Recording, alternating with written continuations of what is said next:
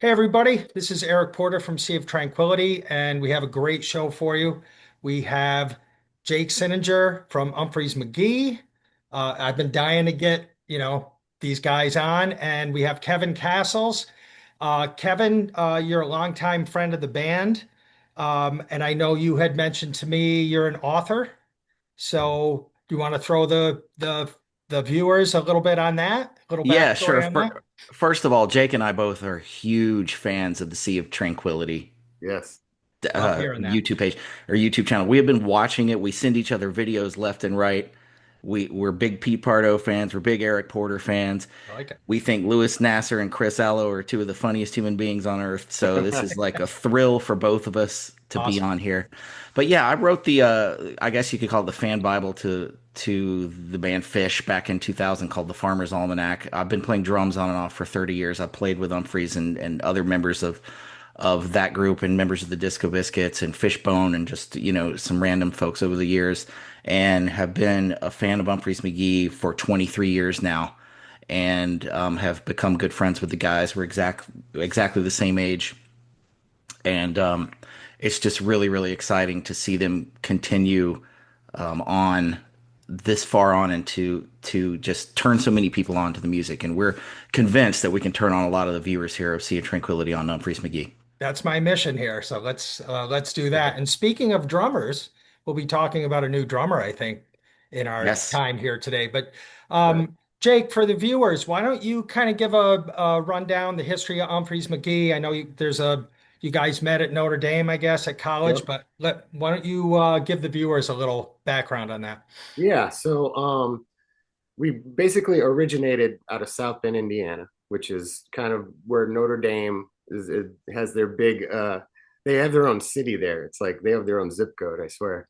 And so I didn't go to Notre Dame. I actually was just kind of involved with the South Bend music scene. I was in a group called Alibaba's Tahini. So that was kind of like the precursor to like using the fusionistic style of jam band and you know pulling from metal, pulling from jazz, pulling from country, pulling from old rock, pulling from classical segues, just anything possible, reggae. So it was kind of like it was that late 90s bloom of like hodgepodge rock. Okay. And like it was kind of a Midwest thing too. It's like how many different styles could we stuff inside one band? Was kind of like the goal. And so Alibaba's Tahini was like a pretty popular band around the area, and Umphrey's was just a little younger than us. So we had like a year on those guys. So they would come out and see our band all the time and just be in the front row tripping on mushrooms or whatever, and you know, just doing their kid thing and just like jaw dropped on the floor. I guess they were like, man, if your band ever dissolves, you always have a spot in the group. They want to do. Nice. Yeah, so we started playing shows together. They were kind of like the little brother band, you know, in South Bend, and then up and coming too. Just a lot of talent, a lot of great. Like Brendan's a great songwriter right out of the gates. You know, just really had it. Yep. And so long story short, Alibaba's team kind of dissolved, and the Brendan called me from Chicago. They had just moved to Chicago and got into like a band house, like the classic example Okay. of all right, we're gonna go to the big city and try to make it, boys, kind of thing. And And I have to say, they've been waiting for Jake to be available. I mean, they had been waiting. I remember, Ryan has told me stories. Ryan Stasek, the bass player, and Jake was talking about Brendan Bayless, the founder of the group, the other guitar player. That they're a twin lead guitar Mhm. group in the vein of Wishbone Ash and Iron Maiden as far as the harmonies go. And they had been wanting for Jake to be available for a long time, and so they jumped right on it, right, Jake? I mean, they yeah, I think Brendan called you and just said, "Are you ready?" Almost like Robert exactly. Fripp did to Bill Bruford, like, "Are Yeah, you ready now?" I really do remember the day I was sitting in my studio in Niles, Michigan, just kind of like, oh, what am I gonna do now? I guess I'll just be a drywaller, because I was working a lot of construction, just beating my hands up, didn't even want to play guitar at the end of the week, kind of thing. And Brennan just go, hey, I'm gonna send you a couple CDs of our full shows so you can just start finding your voice in the band, find like harmony spots where to like do like a secondary harmony to what he's already got going there, or vice versa. So yeah, I just found where I could like arrange myself into the music that was already there. like adding another part kind of to what was already existing. And around what time was this? Late 90s, I think, is what I. Yeah, I would say 2000, Okay. yeah, 2000s when I joined. So we were good buddies from like 97, 98, 99 in separate bands. And then obviously the Alibaba's Teeny dissolved and Brennan gave me that call. And I just remember that day clearly. And I was I'm like, sure wow, you I do. guess my life's gonna totally change after this, you know? Awesome. Yeah, Can we Humphreys played their first show on January 21st in 1998, and Jake's first show was September 1st of 2000. And okay. so before and at first Jake would just come out here and there for a few songs, and by the end of the year he was full on, and he had integrated a lot of those Alibaba's Tahini songs into the Humphreys McGee catalog. I Yeah, mean, yeah. a Nice. large part of them originated that way. So and you can just tell the difference right away. The twin lead guitar thing just took him to the next level. Well, Yeah. let's talk about that for a second, Jake, because Brendan obviously is fantastic too. He's a great player. And you Yes. guys have such a chemistry playing together. And obviously you're improving a lot of this. I mean, I know you have song structure, but the two times I've seen you, I know that's not a lot. You guys just interact great. I mean, the whole band does, but I love Mhm. that two guitar player attack. And talk about how you and Brendan work together. I Yeah, mean, yeah. It kind of happened very organically and like almost like all on purpose. It was kind of weird because when Brennan was first starting, he was more like a Neil Young guy, like a like singer songwriter. Really wasn't confident in like the lead guitar department just yet. I mean, he could yeah, play, but he didn't have a lot of like modal facility, like fusion sort of edges like that. And so he would say, "Hey, come on over and let's hang out." And I just started to teach him what I knew. So I just basically gave him the keys to the kingdom of what I've been working on for like the last 10 years, right? And he would like instantly pick it up as soon as I showed him like, like just how to go like up a scale kind of quick. He okay, like he could go like, oh, okay, I got it. And now, like all like the little right, flamenco tremolo stuff. And we would just sit there and sort of like, how a school of fish follows each other. That's kind of like the analogy of playing with another guitar player. It's kind of like you follow the bends and the dips and you sort of like, it's like this sort of like dance in a way. okay. And so we kind of learned that right away, right? And we started writing songs that were more progressive on purpose because we noticed like everything was kind of swirly, hippie, psychedelic, and like, patchwork clothes and tie dyes. And we're like, you know what? No one's doing like a progressive rock jam band thing. So I felt like we're on to something here, you know? Yep. And you mentioned to me one time that basically that, but also no one was doing anything metallic. Yeah, All right, exactly. Jake saw Ozzy Osbourne and Randy Rhoads at 4 years old. Like it's Totally. in his veins, and no one was doing anything. And in my opinion, couldn't do Yeah. anything totally metallic. And that was a sound that, Humphreys already had the very complex Return to Forever sound.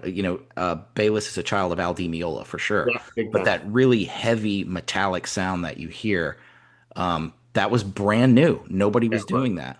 And the first album with Jake, the progressive album is called Local Band Does Okay. If Yeah, anybody wants to get a hold of it. And then there was a live album that came out called Local Band Does Oklahoma after that. But Local Band Does Okay is considered like the true proper The proggies, yeah. beginning. And they've come a long way since then, but in my opinion, like it's a great place to start as far as hearing the really progressive tones of the band. yeah, Well, speaking of that, I think that was my attraction when I started listening to you guys. Obviously, there's a ton of live stuff, whether it's YouTube that's out there, and my attraction was, wow, the jam band label can kind of, you kind of think in that box. You guys are outside the box, at least to me. right. So where are the influences? I mean, Kevin mentioned Ryan, some of the other members in the band, Joel Cummins, Andy Farrig is your percussion guy, and the new drummer Scotty Zwag, but like. I know Scotty's brand new. I was a Kick the Cat fan, so when I saw Chris Myers played it, I'm like, I know Chris Myers. If it's Yeah, yeah, but Phenomenal. talk about the influences and how, I yeah. mean, does everyone kind of come from a different place or Definitely. I think that's what's kind of nice about it. Stasik's really into like neo soul and like those Sade grooves and like, bass player stuff, all like heady bass player music, you know.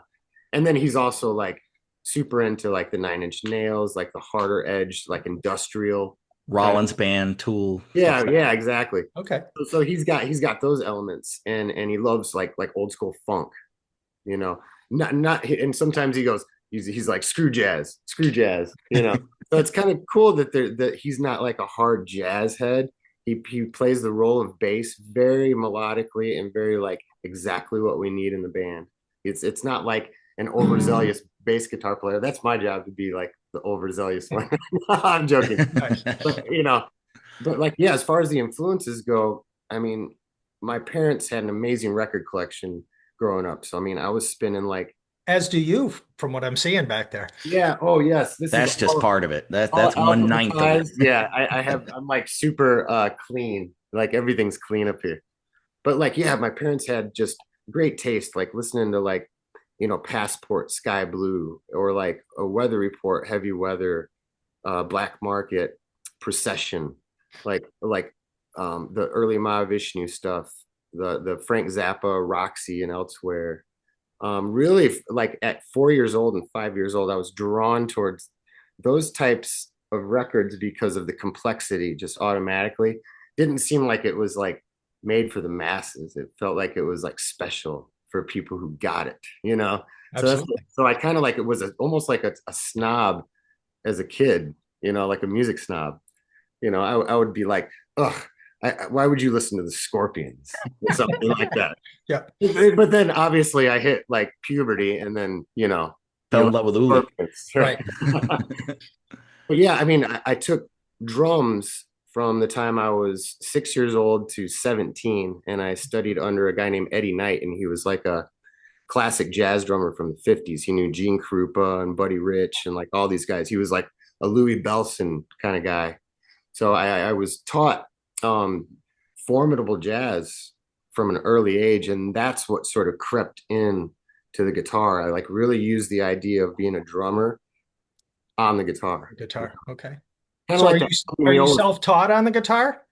No, I took probably 8 years of classical guitar. So I you know did all the sight reading and really learned like the proper form, you know, Bach etudes and all that stuff. Really expanded what I could do with the guitar neck. It made the guitar neck limitless. When you Okay. study like the Segovia method, it really takes a scale and it's like, wow, I see it everywhere on the guitar neck instead of in just one spot, you know. So once I had like the rhythmic facility and then the dexterity on the guitar and sort of blended those two, that was like really like the core of like the confidence, right? Cool. Like it's like I had direction, I had paintbrushes, I had paints to work with, you know. Cool. Now, what about the other guys? What are some of the other things they bring to the table? And I meant to ask and wanted to ask, who does most of the composing, or at least idea wise, who's Yeah, kind of yeah. Well, Brennan and I are kind of like the Lennon McCartney of the band. We're the ones kind of throwing stuff against the wall and against each other and seeing what sticks. And we like to use the term of Legos, like little musical Legos, right? And just well, fitting things. that's part of the new album I'm Good seeing. Yeah, segue. Yeah. Yeah. exactly.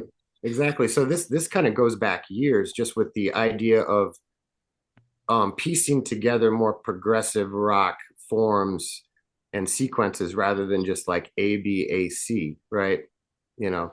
So I like being able to tell a story with a musical picture and like have sections and like just see what works up against these other sections. So when it comes to like a lot of the songwriting of the music, I'll have something completely finished that I'll do at my studio, like drums, bass, guitar, keys, and then I'll make sure that I don't cloud it with too much melody. So then when I give it to Bayless, he's got kind of an open chordal canvas with the rhythmic inflections that are happening that he can like find his vocal spot. So like a you know a song like Mantis, Hmm. like something that the music was done 8 months before the vocals were done. You know what I mean? It Right. was twice as big too, wasn't it? Yeah, It was yeah. about So 18 it's minutes at like first. yeah, so he just like was like, I'm not ready yet. It's not done. So he could like sit on this great idea of a song for quite a while before he was like satisfied. So I kind of like that sequence of handing over some music, and then Yeah, like, okay, let's see what beautiful lyrics and melody could really drive this home. cool. And the Mantis album is a progressive masterpiece. If Hmm. anyone wants to check out Mantis, and I know you saw in concert, Eric, the longest Mantis of all time, I believe, Ah, Very nice. nice. at 1 hour long to open your first show. Amazing. Oh, that's right. So speaking of that, why don't we see into the new album? Because I've read a couple things. I'd rather hear from you guys. But from what I heard, a lot of this was taken from some of the live jams that have come out. And you just mentioned Legos. I see. I think the song is Out of Focus. That's kind of been out as a preview for the album coming. But Yeah. everything had like Lego one, two, three, four. So Yeah. talk about that for a second. Yeah, it's kind of a cool. I don't think anyone's really done anything like this. That's why it's kind of special. Is so when we're live and we open up these songs and there's like jam territory. It's what we call the Jazz Odyssey, right? A very Okay, Spinal little Tap. Spinal Tap, of When it's course. time to jam, it's A the lot Jazz of Spinal Odyssey. Tap with this band, Yeah, a lot. so I so like it more.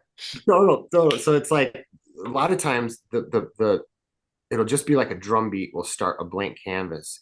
And this is when I start thinking I have to pull something magical out of the air that I've never played before to make this all move forward. So I'm really good at like manifesting good guitar riffs like out of nowhere. So like being in like this sort of situation all the time, it sort of like flexes a part of my brain that is prepared to like come up with great riffs out of nowhere. Right. So just like the intro,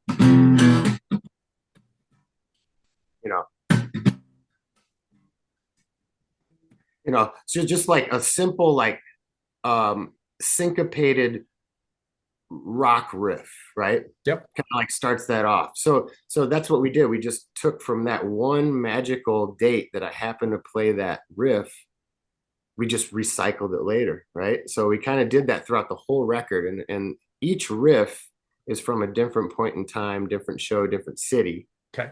right? And we just kind of comb through all of these jams, and we're like, ooh, that's the same tempo, and or if it's a different key, we'll change the key to match another riff that worked. All right. So Okay. one Lego that'll be like a building block, and then we'll try all these other Legos around it. Ooh, there's another Lego that fits. Okay, we got two great sections. Now we got to find a third, right? And then, or maybe come Cool. back to the first, right? And then just sort of make this construction out of random jams, basically And that I heard that is become like legitimate songs. was there fan participation or like fans like were sending you stuff like uh, from this show, this was something that they really dug, and then you guys would kind of go back and listen to that and maybe use it? Yes, yes. Every year we do like a Hall of Fame Yep. list where it's sort of compiled like what the fans thought were the best jams of the year. Okay. So they're put sort of on a list, and that'll be kind of like a go-to list for us. Like, let's check these out that everyone liked so much, and let's oh, there's something in there that we could recycle and actually call that's a legit song, not just a jam. You know? Cool. That's a great place to start with listening to Umphrey's and their majestic improvisation. You can buy these recordings online at their website, the Halls of Fame, from the year 2010 to the present day. Yep. 2 or 3 hours of jams picked by the fans, with the songs on there too. But it's an amazing way to start and to discover how great they are at improvising. Now, when Kevin and I connected, and maybe this is something you'd like to talk about, he's like, "Oh, you saw a UM and I'm like, Humble, "Or yeah. What's an umble?" So you want to tell the viewers Yeah, what that is conceptually? yeah. It's sort of a far out. It's like the most stressful show of the year. That's for sure. Because there's just so much like expectation. Okay, so we basically set it up in like quarters. So it'd be like four sets, right? Like four like 45-minute quarters. Okay. So the first quarter could be like um fans choose their own adventure, right? So we could have like different phrases up, like say Moody Blues meets Bob Marley or something like that. And Okay. like we have to look at these phrases and go, oh, let's try to do like something Moody Blues Bob Marley, like what's Yeah. obviously there, kind of like the oblique strategy cards that Brian Eno came up with for studio usage, right? Like you just pull a card and it says blue whale. I have to play like a blue whale, or something like that. And And then, fans will text these things in and they'll show it on a screen to the band and Yes. they have to Yep. act in real time, yeah, real whatever time. it is, and it can be pretty crazy sometimes. That is So really cool. it's a real experiment for just the present tense. It's like everyone's just like, we have no idea what's going to happen here, and we have to just react to the phrase. So we have talkback mics on stage, so we can communicate with each other by stepping on like a piano sustain pedal. It opens up Okay. microphone on stage, so I could be like, okay, E minor, A minor, C major, D major. Okay, those are the chords. And then Scotty will start up a groove. So I'll play through like those chords once and we'll get like just a template going. Okay. Just so it's I not just, didn't know what that was, Jake, because I remember at the Lake George show, I saw Brennan going back to, and I thought maybe because the drummer, I don't remember if it was Scotty at that show or because I know you had It somebody else was. playing with you. yeah, Scotty was with us. Yep. And I wasn't sure if maybe he was like communicating, here's what's coming to Yeah. him because he's new. So I wasn't even sure. So that's kind That's of cool. exactly, that's like the discreet way of like preventing train wrecks, Yes. in a way. Smart. And if you And watch Jake during the show, he's the best third base coach out there, man. yeah, Like they got it's great. signs and signals to carry Yeah, the, we you do know. like we use the whole like sign language alphabet, like F or G or C, Okay. or E. So we can like basically like change keys just by throwing signals. So it's like if we're in A minor, and I'll look at everyone, I'll go, and then I'll go like this: 1, 2, 3, 4, change. So I'll present the change, and then when I go like this, that sets up the bar for us to all drop. And then Okay. at the same time, the lighting guy's watching this and then goes to like a totally different wash. And it just makes everything effective, right? Yeah. It's Makes like sense. pure improv, but then it seems sort of like scheduled, but it's not, you know. Cool. So why don't you talk about Scotty a little bit, the newest member of the band, drummer. I think May, June kind of was when the change occurred where Chris left and Yep. Scotty came in. Talk about how that's been playing with him live and that transition. Yeah, we'd known Scotty for quite a few years and it was great. He's like been a fan of ours for like 15 years. So like I think knowing the repertoire like somewhat in the back of his head was really crucial for the transfer Okay. because there's just so much data that you have to remember. I mean, we've got 190 original songs And and a we have lot of covers too, a right? lot of and like 500 covers. Yeah. Yeah, It's insane. it's It's they have the insane. largest catalog of any jam band I know as far as songs go. Yeah, yeah, More than Fish, more than the Dead. They have more. we And do. Jake, you sing a lot of the Who stuff. I I noticed. do. Yeah, Okay. I do the Eminence Front. We just did that the other night in Okay. Rapids. That's like my favorite one. Can't go He's wrong. Now, done Bridge of Sighs by Robin Trower. I Trower. mean, There we Miles go. Beyond by Ma Vishnu, Senior Mouse. I mean, Oh yeah, gotta War love Pigs, you name it. Al.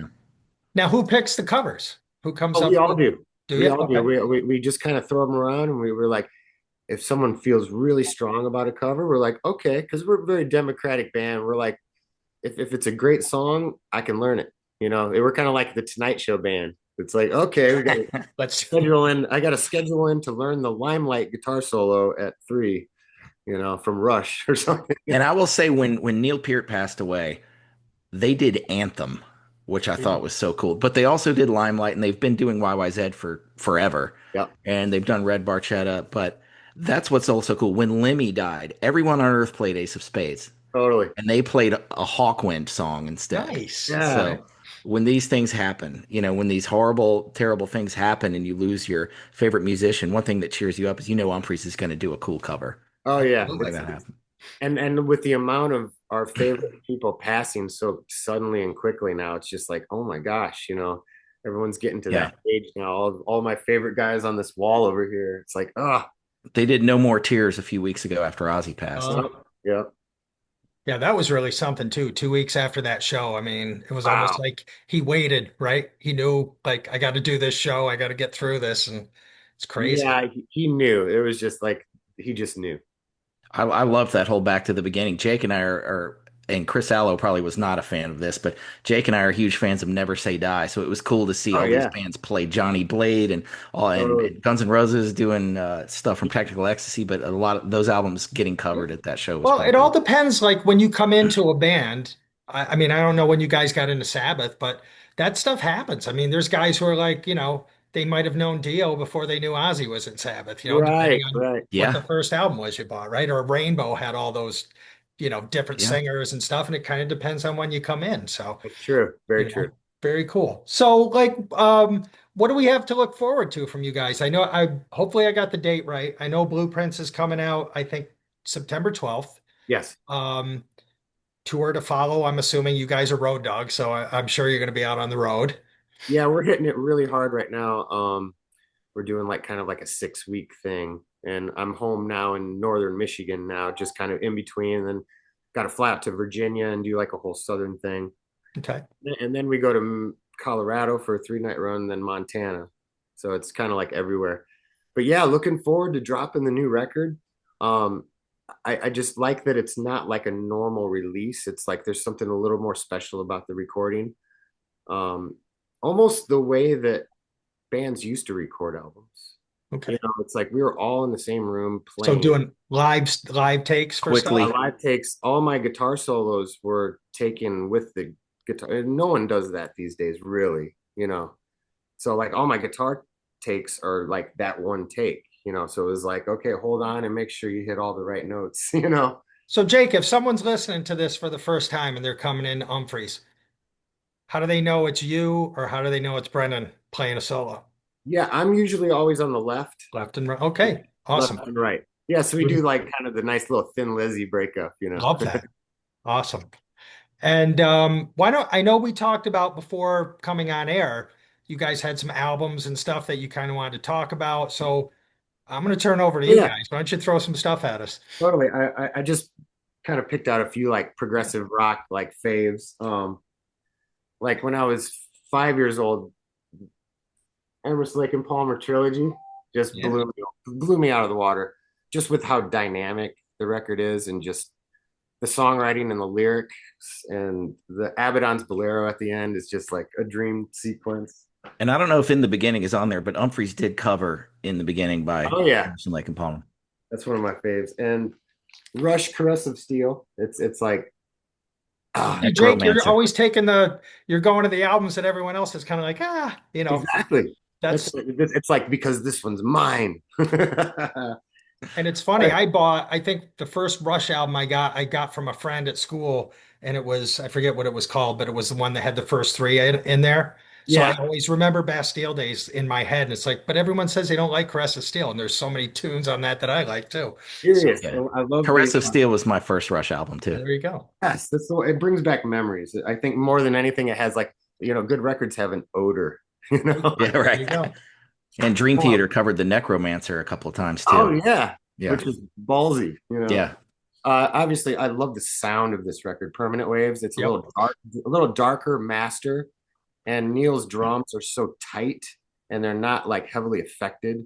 So I just love like the vibe and the sort of it's punchy. It's a punchy Yeah. recording.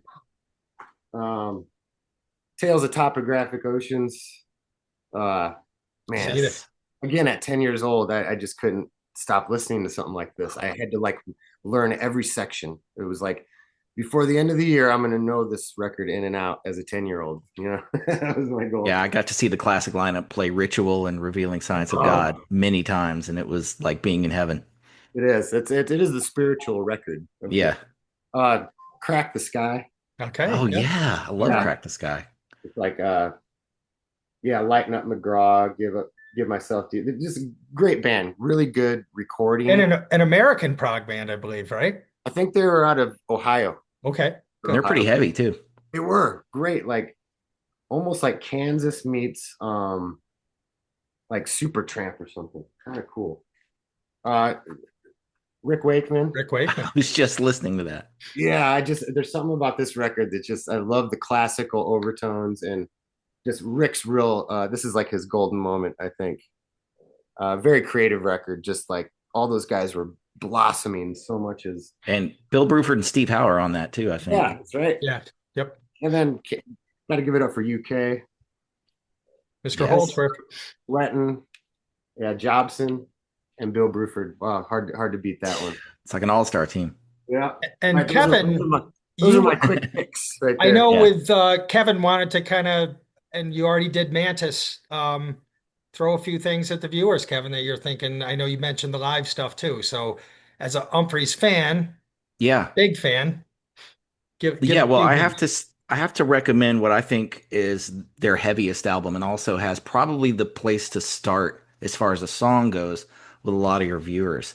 It's an album called Similar Skin from 2014, Yeah. and it's got a song on there at the end called Bridgeless, which I would love everyone to check out if you've never heard Humphreys McGee before. Cool. Jake leads that song into some incredibly progressive territory. Great lyrics from Bayless, incredible grooves, all kinds of different sections, a bombastic ending, and as crazy as it is on the album, live, it's an absolute highlight. They break it up into different parts live. There's some companion albums that come with it if you can find them. One called Reskinned, which has different versions, and then one called More Skin, which has kind of live stuff, but Similar Skin. I would check that out. And also, yeah, I have to say this again. I cannot recommend Mantis enough. This was considered an absolute masterpiece when it came out in 2009 and Awesome. still is. One unique thing about this album as a live band, they didn't test any of these songs live. So we Wow. didn't know Okay. any of the material. Yeah. You know, like they usually road test the songs here and there. And the first album, the first real professional album that most people heard is an album called Anchor Drops, Mhm. which is incredibly popular. The song Plunger kicks off. It's one of the best album openings you'll ever hear is Mhm. on this album. There's Cool. acoustic music on there, there's jazz, there's metal, there's I mean there's every kind of music you can imagine on there. Cool. And Well, Kevin, I wanted to just make sure I thank you both.